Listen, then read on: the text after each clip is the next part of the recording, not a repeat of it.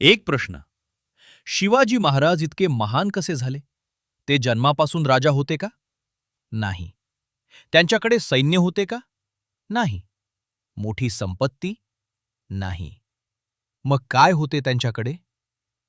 एक आई होती, जिजाऊ. आणि एक दृष्टी होती, स्वराज्याची.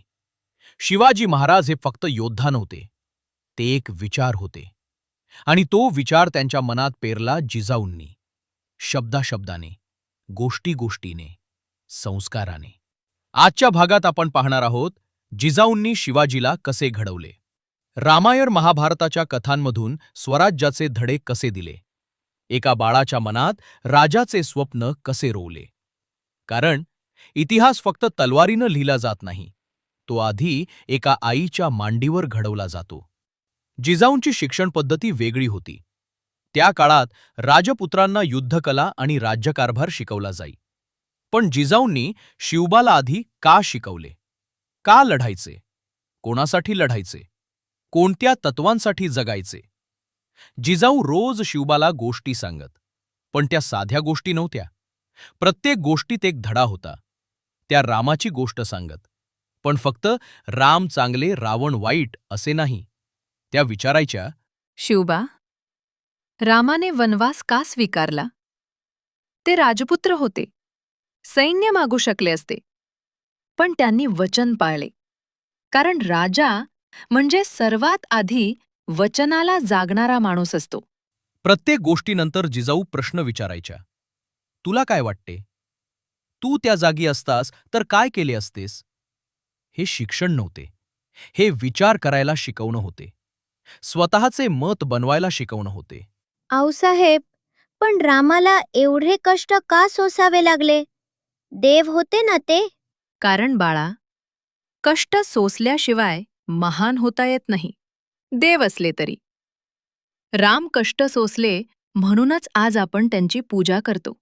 रामायण जिजाऊंचे सर्वात आवडते शस्त्र. पण त्यांनी रामायण नुसते सांगितले नाही, त्यांनी त्यातून जगणं शिकवले. एके दिवशी जिजाऊ सीतेच्या अपहरणाची गोष्ट सांगत होत्या. रावणाने सीतेला पळवले. त्याच्याकडे लंका होती, सोन्याची. सैन्य होते, अजिंक्य. पण रामाकडे काय होते? वानरांची सेना. हो, वानर, साधे वनवासी. पण त्यांच्यात एक गोष्ट होती जी रावणाच्या सैन्यात नव्हती. निष्ठा, विश्वास, प्रेम. ते रामासाठी जीव द्यायला तयार होते. रावणाचे सैनिक भीतीने लढत होते, रामाचे सैनिक प्रेमाने. जिजाऊंनी त्या क्षणी एक बीज पेरले, जे पुढे मावळ्यांच्या निष्ठेत दिसले. शिवाजी महाराजांचे सैनिक पगारासाठी लढले नाहीत, ते प्रेमाने लढले, विश्वासाने लढले. शिवबा, लक्षात ठेव, मोठे सैन्य जिंकत नाही, मोठे मन जिंकते. रावणाकडे सगळे होते, पण त्याच्या मनात अहंकार होता. रामाकडे काहीच नव्हते, पण त्यांच्या मनात धर्म होता. धर्म नेहमी जिंकतो. म्हणजे आपल्यालाही मोठे सैन्य नाही लागणार, धर्म असला तर? हुशार आहेस तू. हो बाळा, धर्म आणि निष्ठा असली की सैन्य आपोआप येते. महाभारत जगातील सर्वात गुंतागुंतीचे महाकाव्य, जिथे चांगले वाईट नेहमी स्पष्ट नसते, जिथे धर्म आणि अधर्माची रेषा कधीकधी धूसर असते. जिजाऊंनी महाभारतातून शिवबाला कठीण प्रश्नांची उत्तरं शोधायला शिकवले. शिवबा, कृष्णाने अर्जुनाला युद्धात का ढकलले? कारण कौरव वाईट होते. हो, पण फक्त तेवढेच नाही. कृष्ण म्हणाले, क्षत्रियाचा धर्म आहे युद्ध करणे, अन्यायाशी लढणे. अर्जुनाला भावांशी, गुरूंशी लढायचे नव्हते. पण कृष्णाने समजावले, जेव्हा अन्याय होतो तेव्हा शांत बसणे हा पण अधर्मच असतो. हा धडा शिवाजीराजांच्या आयुष्यात अनेकदा आला.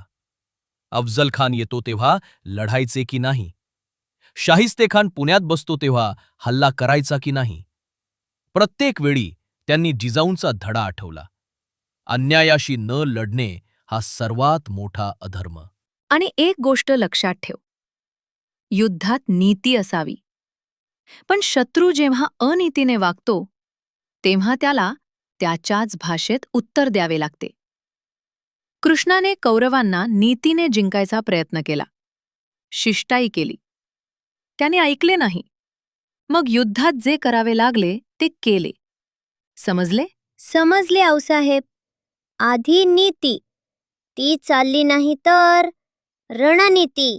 माझा शिवबा, राजा होशील तू, नक्की होशील. या शिकवणीचा परिणाम शिवाजी महाराजांच्या राज्यात दिसला. त्यांच्या दरबारात जात विचारली जात नव्हती. त्यांच्या सैन्यात सगळ्या जातींचे लोक होते. मुस्लिम सरदार होते, पोर्तुगीज तोफखाना चालवणारे होते. आणि तुकाराम महाराज? ते शेतकरी होते. राजे नव्हते, पंडित नव्हते, पण त्यांचे अभंग ऐक. जे का रंजले गांजले, त्यासी म्हणे जो आपुले, तोची साधू ओळखावा, देव तेथेची जाणावा. म्हणजे काय? जो दुःखी पीडित लोकांना आपले मानतो, त्यांच्यासाठी झटतो, तोच खरा साधू. तिथेच देव असतो. राजा म्हणजे काय असतो शिवबा?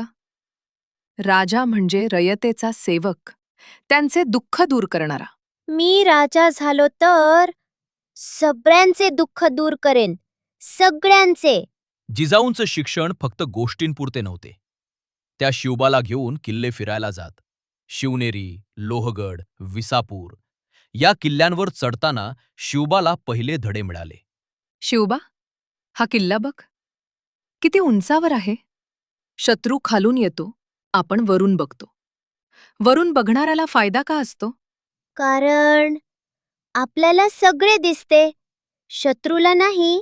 बरोबर. आणि आणखी एक गोष्ट बघ, या किल्ल्याला 7 दरवाजे आहेत. एक तुटला तरी 6 उरतात. स्वतःचे संरक्षण एकावर अवलंबून ठेवायचे नसते, अनेक मार्ग ठेवायचे. या भेटींमधून शिवबाला भूगोलाचे, रणनीतीचे, बांधकामाचे धडे मिळाले. पुढे त्यांनी 300हून अधिक किल्ले बांधले किंवा जिंकले. प्रत्येक किल्ला एक कृतिरूप धडा होता, जिजाऊंच्या शिकवणीचा. 1 दिवस 12 असे अनेक किल्ले तुझे असतील. या मातीवर तुझे राज्य असेल. आऊसाहेब, खरंच? खरंच, माझा शिवबा राजा होणार, हे माझे वचन आहे. आणि मग तो क्षण आला, जो क्षण सगळे बदलणार होता. शिवबा 6-7 वर्षाचा असेल. त्यानं जिजाऊंना एक प्रश्न विचारला, जो बहुधा त्यांच्या मनात वर्षानुवर्ष होता. आऊसाहेब, तुम्ही रामाच्या गोष्टी सांगता, ते राजे होते. कृष्णाच्या गोष्टी सांगता, त्यांनी राज्य केले. पण आपले राज्य कुठे आहे? आपण का कुणाचे तरी चाकर आहोत?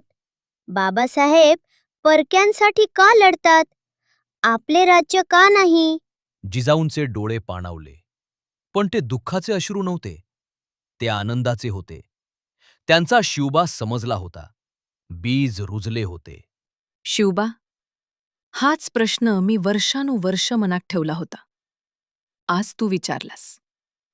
आपले राज्य का नाही? कारण कुणी उभे राहिले नाही. कुणी म्हणाले नाही, मी करेन.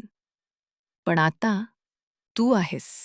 मी करेन आऊसाहेब. मी आपले राज्य आणेन, स्वराज्य. मला माहीत होते. म्हणूनच मी तुला या गोष्टी सांगितल्या. तू फक्त राजा नाही होणार शिवबा. तू एका युगाची सुरुवात होणार आहेस. थांबा, इथे थांबूया. आपण आत्ता जे ऐकले त्यातून आजच्या पालकांसाठी 3 महत्त्वाचे धडे आहेत. पहिला, गोष्टींची ताकद. जिजाऊंनी शिवबाला टेक्स्टबुक नाही शिकवले, गोष्टी सांगितल्या. आजच्या युगात आपण मुलांना स्क्रीनवर सोडतो, पण कथा सांगण्याची, विचार करायला लावण्याची ताकद अजूनही तेवढीच आहे. तुमच्या मुलांशी बोला, गोष्टी सांगा, प्रश्न विचारा. दुसरा, का शिकवा. जिजाऊंनी फक्त काय शिकवले नाही, का लढायचे, कोणासाठी लढायचे शिकवले. आज आपण मुलांना मार्क्स, कॅरियर, सक्सेस शिकवतो, पण पर्पज शिकवतो का?